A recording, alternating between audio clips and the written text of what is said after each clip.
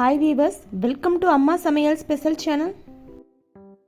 காடை முட்டையில் மருத்துவ குணங்கள் நிறைய இருக்குதுங்க. இதோட அளவுகள் சத்துக்கள் சாட்டில் கொடுத்துருக்கோம், பார்த்துக்கோங்க. காடை முட்டையை குழந்தைகளுக்கு சளி பிடிச்ச போது கொடுத்தா உடம்புல நோய் எதிர்ப்பு சக்தி அதிகமாக இருக்கும். நம்ம நார்மலாக கோழி முட்டை சமைக்கிற மாதிரியே சமைக்கலாம்.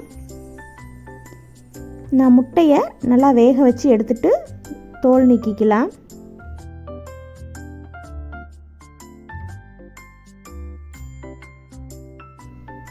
நம்ம காடை முட்டையில் மிளகு வறுவல் ரெடி பண்ண போகிறோம். அதனால் முட்டையை வேக வச்ச முட்டையில் லைட்டாக கோடுகள் மாதிரி கட் பண்ணி எடுத்துக்கலாம்.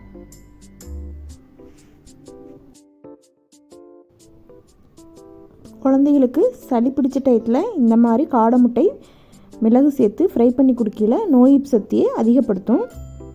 சளி ப்ராப்ளங்களுக்கெல்லாம் இந்த காடை முட்டை ரொம்ப ரொம்ப நல்லது.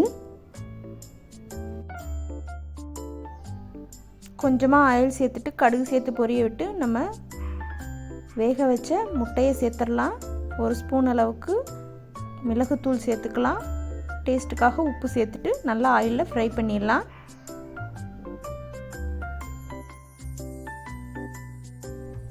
மருத்துவ குணங்கள் நிறைந்த காடை முட்டை மிளகு வறுவல் ரெடியாயாச்சு. அம்மா சமையல் ஸ்பெஷல் சேனலை சப்ஸ்கிரைப் பண்ணுங்கள், வீடியோவை லைக் பண்ணுங்கள், ஷேர் பண்ணுங்கள், கமெண்ட் பண்ணுங்கள். தேங்க்யூ.